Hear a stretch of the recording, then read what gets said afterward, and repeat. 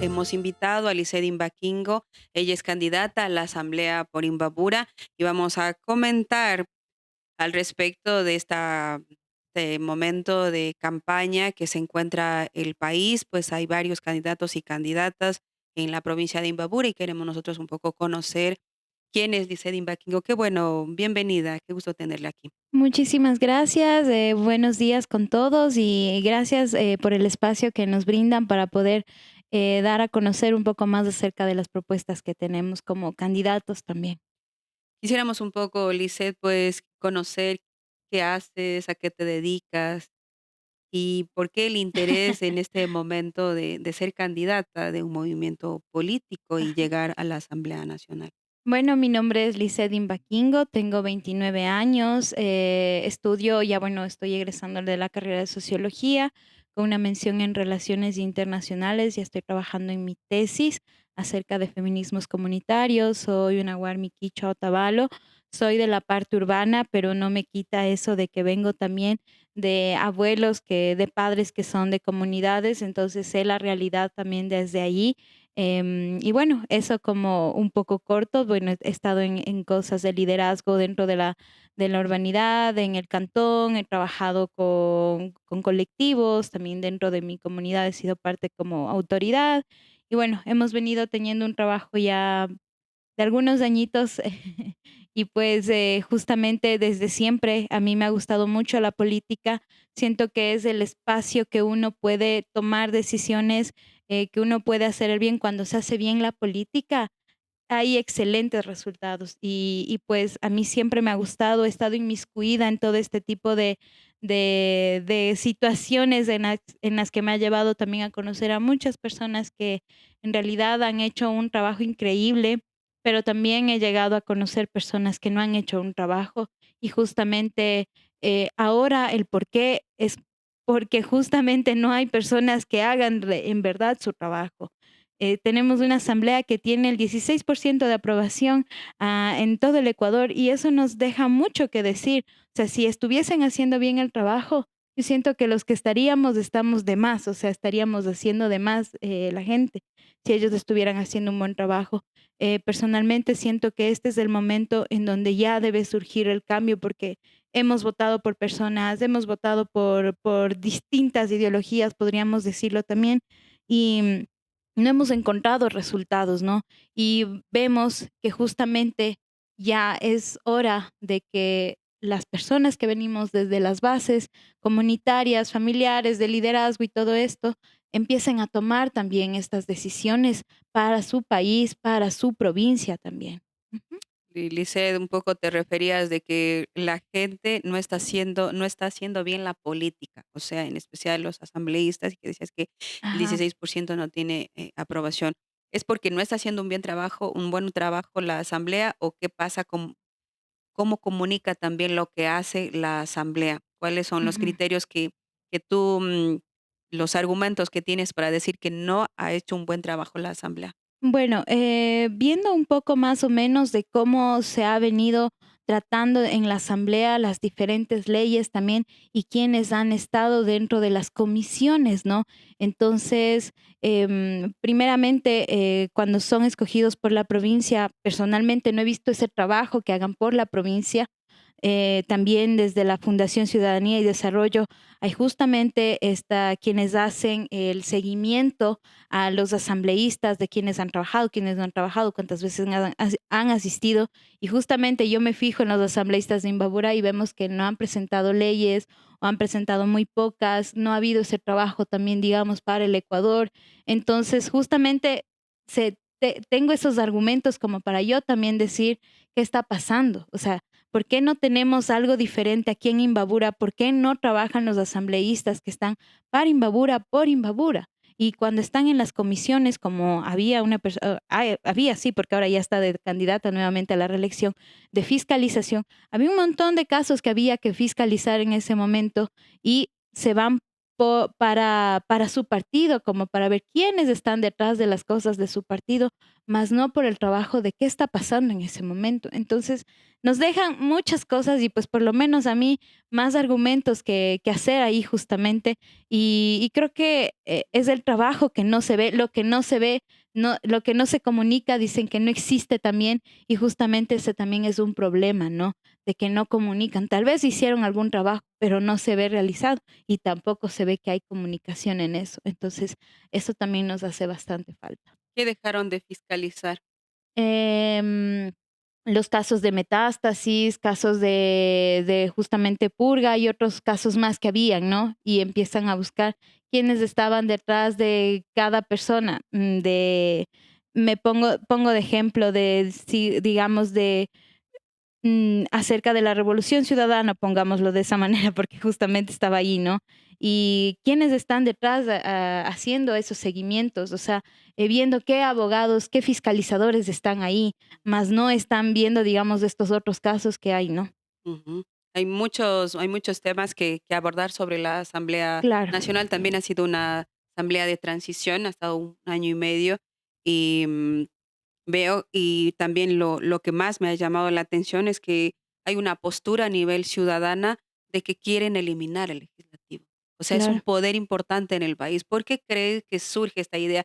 ¿Cuál es tu opinión de que eliminar el legislativo es como nada funciona, eliminemos Ajá. todo y acabar con todos estos poderes que en vez de fortalecer, no sé cuál es tu opinión, en vez de Sí, fortalecer? bueno, hay que entender que es el segundo poder y algunos decimos que es incluso el primer poder, ¿no? Porque es en donde se construyen leyes, se fiscaliza todo lo que se hace y pues se perdería bastante, ¿no? Se perdería, por lo menos para mi parecer, se pierde un poder bastante importante que es de la gente sobre todo.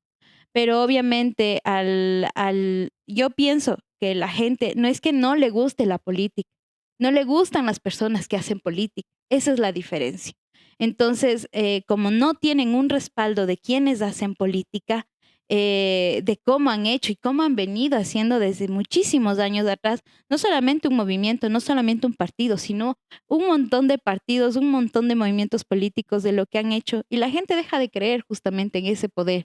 Pero a este momento es el momento en que nosotros debemos decidir a qué personas ponemos. Empezar a ver si los mismos, si ustedes han votado por las mismas personas, por la ideología que ustedes creen, dennos la oportunidad a otras personas que somos nuevos candidatos, que venimos desde bases, que sabemos de conocimientos, que no tenemos justamente, digamos, personas que están detrás de nosotros, como como que nosotros tenemos que darles algo a alguien más, sino que venimos desde las bases. Entonces, denos esa oportunidad a nosotros también de poder trabajar, de poder hacer. Y justamente dentro de uno de las propuestas que hay desde los asambleístas de la Unidad Popular es la rebaja del sueldo de los asambleístas, ¿no? Es ¿Cuánto? obvio, estamos hablando de casi 4,000 y un poco más que gana un asambleísta, que si es que harían su trabajo, pues yo siento que para mí sí es un poco exagerado, siento que es demasiado, pero si hacen su trabajo creo que no nos estaríamos quejando, justamente porque no hacen el trabajo es en donde nos quejamos más, pero la preparación es justamente bajar los sueldos de los profesores, que es alrededor de $800. Obviamente hay que poner argumentos y todo lo demás y pues hay muchas cosas que conversar en eso, Esa pero sería es como una una de las propuesta, propuestas que tiene ajá, el movimiento. desde el movimiento de Unidad Popular. ¿Cuál es tu opinión acerca de que una gran parte de los asambleístas que están en este momento para la elección de ADN no han solicitado la? Bueno, había un poco visto acerca de en qué momento empieza a haber esto de la licencia, ¿no? Justamente antes del año 2020, esto de las licencias no era obligatorio. Se podía o no se podía pedir, no había problema. Justamente a partir del año del 2020, con el cambio del Código de la Democracia, existe, ¿no? Este pedido, ya una exigencia que viene desde el código de que se debe hacer y pues obviamente todos debemos hacer ese trabajo. No podemos esperar a que nos sigan dando a otros que han dejado su trabajo, como por ejemplo mi compañero que está a la cabeza, él ya dejó su trabajo por estos meses que es profesor y obviamente deja de percibir ese sueldo. Es lo mismo que debe pasar con los demás que también están haciendo, están yendo para la reelección. Entonces, no es posible que estemos esperando que nos sigan pagando mientras seguimos haciendo campaña. Y pues justamente es algo que les hace ver a ellos mismos mal. Y hay que entender también y que la gente vea eso que están haciendo en este momento, porque no es irse en contra de una persona. Si fuera irse en contra de una persona estaría bien. Están yendo en contra de leyes. Entonces, eso hay que pensar. ¿Crees que la gente que va a ser asambleísta o está de candidato a asambleísta tiene conciencia de respetar la normativa? ¿Quiénes son las personas que están yendo a la asamblea de tu punto de vista Bueno, o han ido? bueno, hemos visto, ¿no? De cómo justamente por esto es que la gente deja de creer en la asamblea, porque no se orquesta más que peleas o alguna otra cosa de salvar un político, de no salvar un político, de mitines y de todas otras cosas más, ¿no? De todo lo que está pasando. Y, y no hay como un trabajo. Entonces, ahora justamente por eso, y yo siempre, bueno, en las oportunidades que he tenido que hablar, incluso antes de ser candidata también, es que yo les digo que vean cómo son las personas y qué trabajo han tenido en lo que han hecho también antes de llegar a ser candidatos. Entonces, si es que vienen siendo de familiares políticos, ¿qué han hecho sus familiares políticos? ¿Cómo vienen? Si vienen siendo empresarios, ¿qué han hecho? ¿Qué están haciendo? ¿Cuál es la fuente de empleabilidad que tienen? ¿Pagan bien? ¿No pagan bien? Entonces, hay que preguntarse todo eso. Y si es que venimos personas que somos nuevas, digamos, en la cartelera, ahora en la papeleta, ¿qué trabajo hemos venido haciendo desde antes? Venimos ¿de dónde venimos? Venimos de bases, no venimos haciendo nada, ya hemos sido militantes, no hemos sido militantes, ¿qué hemos sido? Entonces, creo que todas esas preguntas hay que empezar a responderlas ya. En la Asamblea Nacional se discutía sobre que deberían perder los curules si hay camisetazos o si ya no pertenecen a al Ujú. mismo partido con el cual llegaron. El presidente Noboa lo vetó. Así es, lo vetó. Y creo que dentro de la ideología política, pues muchas veces puede haber cambios, no podemos decir que no, pero ha habido cambios que son terriblemente vistos, ¿no? Uno que piensa que son de izquierda y de la nada, de un día para otro, fueron y llegaron a la extrema derecha, a la derecha. Entonces, ¿de qué estamos hablando, no? Si uno va con una ideología de pensar por la población y todo, si uno sabe que está dentro de un movimiento, de un partido político, es porque sabe qué tiene también, ¿no? O sea, qué es lo que piensa cada uno. Y obviamente no estoy a favor de los camisetazos, de cómo se cambia, pero también hay que ver la realidad de cómo se va cambiando los pensamientos también, digamos, de esta parte, ¿no?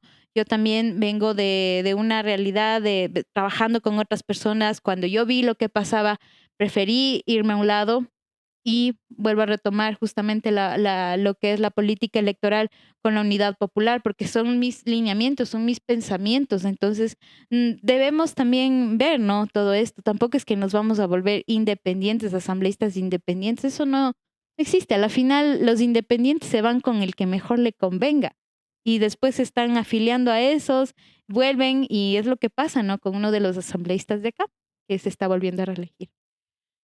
S- Son las 8:17. Estamos conversando con la candidata Lisbeth Imbaquingo, y es candidata a la Asamblea por Imbabura del Movimiento Unidad Popular. Y quisiéramos nosotros conocer en esta mañana acerca de cuáles son tus ideas, cuál es tu plan de trabajo dentro de la Asamblea, aparte de lo que tú puedas presentar, casos de fiscalización o casos de reformas o Ujú. nuevas leyes. ¿Cuál va a ser tu papel? Sí, bueno, dentro de las leyes, un poco quiero conversar de eso, estaba como igual escuchando desde otros lados, ya existen más de 40.000 leyes que tenemos aquí en Ecuador. Entonces no necesitamos más leyes. Personalmente pienso que ya necesitamos reforzar las leyes que ya están. Necesitamos empezar a hacerlas trabajar esas leyes. Entonces, ¿qué es lo que debemos hacer? Buscar, ver, leer, qué es lo que nos falta, no únicamente decir sí, sí, sí y ya, o no, no, no y ya.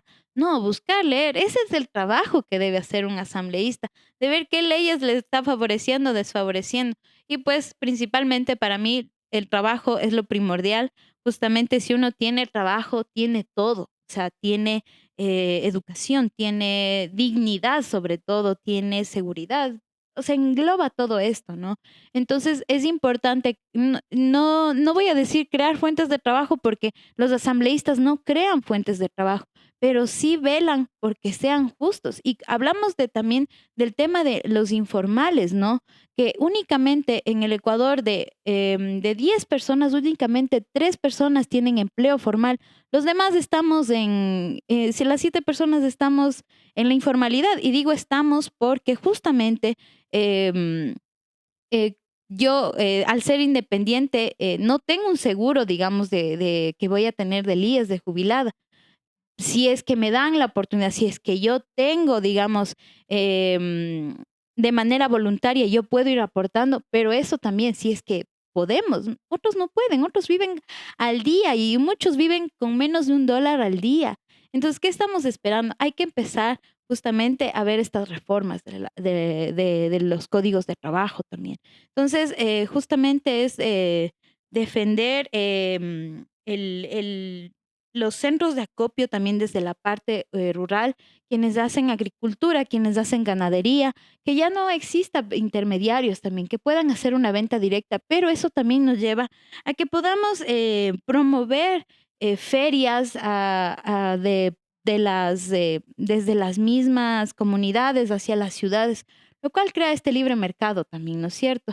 Entonces, no es que yo estoy diciendo les voy a hacer eso, no, es justamente revisar esto para ¿Qué crear, para que normativa la ajá. existe que pueda ayudar a fortalecer este tipo de? Estamos justamente viendo, bueno, yo vengo como desde las bases comunitarias y desde los diferentes cabildos y diferentes organizaciones existen, ¿no? Justamente esto de lo que hacen las ferias comunitarias. Entonces nos estamos un poco basando a eso y pues también vamos a ir trabajando, estamos buscando en este momento, hemos venido ya leyendo algunas cosas del Código de Trabajo para entrarnos por ese lado, ¿no? No tengo ahorita, digamos, el exacto, pero entraríamos por ese lado también, al hablar de un poco de trabajo, ¿no?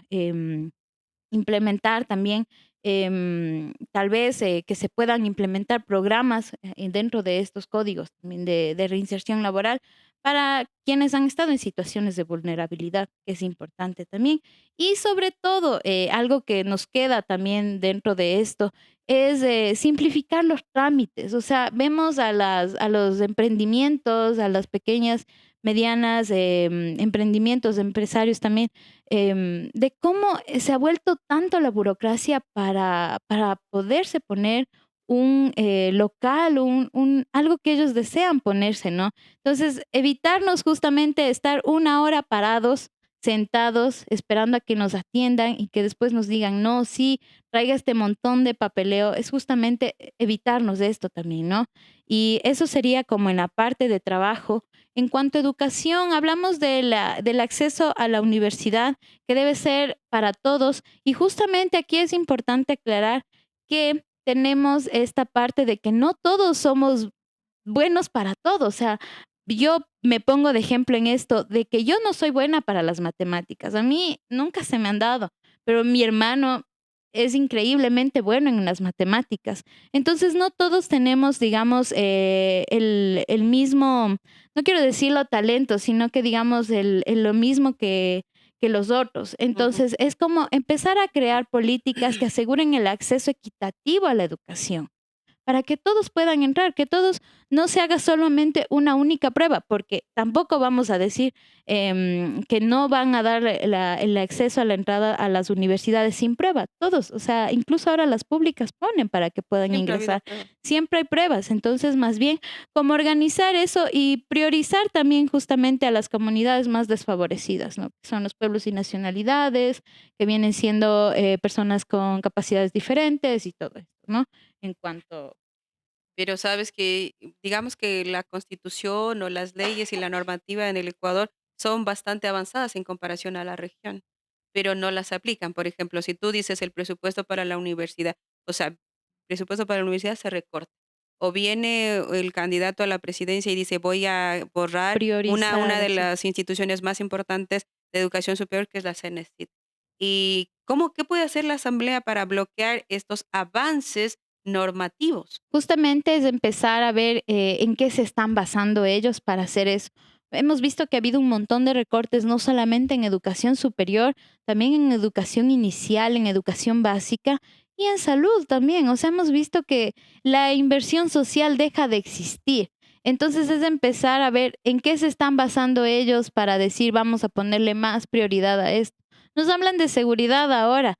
Nos pusieron el 3% más en IVA, pero no hemos visto avances en la seguridad del plan que nos han hablado y todo esto. Entonces es justamente empezar a retenerlo cuando ya veamos en qué se están basando y decir, bueno, aquí está la inversión social de lo que se debería o no se debería hacer. Justamente ahí está la parte de fiscalización de lo que hace cada asambleísta y cada secretaría, ya se me olvidó el nombre también, y cada uno de los que están para poder investigar, ¿no? ¿Qué están haciendo? ¿Y qué crees que le falta a la Asamblea? Porque si bien yo digo, la normativa está, hay avances, ¿no? Normativos sobre el derecho a la educación, en la Constitución es bien claro, es una Constitución de derechos, pero llegan gobiernos que no están de acuerdo con el fortalecimiento del Estado y empiezan a recortar y también ya no invertir. Y lo que hace la Asamblea es llamar a juicio político y hasta ahí queda. ¿Qué puede hacer más la Asamblea aparte de juzgar y decir ya no cumplieron? Pero se sigue recortando los presupuestos de inversión social y se sigue quitando, eliminando instituciones. ¿Qué puede hacer la Asamblea para fortalecer el Estado que tú estás planteando, un estado de bienestar? Justamente es trabajar en conjunto, creo. Más que nada puede, digamos, llegar un gobierno de derecha y una asamblea de izquierda, pero es justamente empezar a trabajar en conjunto para ver qué prioridades tenemos, ¿no? El Estado, si bien, como hemos venido diciendo, empieza a rebajar todo lo que es inversión social, la asamblea lo que debe hacer, más allá de hacer juicios políticos y esto, es empezar también a hacer el llamado de atención a que se vea y se priorice las cosas que está haciendo, ¿no? Entonces, la asamblea también puede jugar un papel importante en conjunto con las personas también, en conjunto con quienes van. Hablamos de, digamos, de las asambleas de por Imbabura, quienes ponen son las personas y eso siempre les recuerdo en donde quiera que voy, son ustedes quienes nos ponen, somos nosotros quienes ponemos a los candidatos. Entonces, hay que hacer ese trabajo en comunidad, ir a las comunidades y decirles, esto está pasando, esto quieren hacer, unámonos para detener estas cosas o hagamos un llamado desde las bases, desde las comunidades, desde las ciudades, desde las provincias, a decir que esto está mal, que esto no está bien lo que están haciendo, explicarle a la gente, porque es justamente lo que no se comunica, no se ve y no se sabe. Y después tenemos todas estas noticias sorpresas, digámoslo de alguna manera, en las que nos sorprenden bastante a toda la población. Entonces, justamente ese trabajo que deben hacer la Asamblea, de devolverle a la gente esto también, de que ellos son parte de a quienes nos ponen en esos curules. Muchísimas gracias, Lizeth. Qué gusto haberle tenido en esta mañana. ¿Y cómo va a ser, un poco para terminar esta conversación, cómo está planificado tu recorrido, las visitas Sí, en la bueno, algo campaña? que rapidito me olvidaba y es justamente en el tema de seguridad, es algo que yo lo vivo también, es tener la justicia indígena como base. Mantener ese legado ¿Como obligatoria? dentro de las comunidades, lo Mm, practican, dentro de las comunidades quichuas. En Otavalo tenemos la comunidad quichua urbana que lo hace, es justamente empezar a crear estas comunidades también en donde estén quichuas, quichuablantes. Entonces es algo que para mí es importante priorizar. No cambiar, no poner más leyes, sino reforzarla dentro de las comunidades, dentro de los cabildos. Eso me parece importante también como recalcarlo. Así okey. que eso, tenemos un recorrido en Otavalo, justamente yo me estoy como recorriendo un poco más de Otavalo, conversando con la gente, yendo a algunas reuniones y eso. Muchísimas gracias. Conversamos en esta mañana con Lizeth Imbaquingo, candidata a la Asamblea de Imbabura, por Unidad Popular. Muchísimas gracias. Gracias.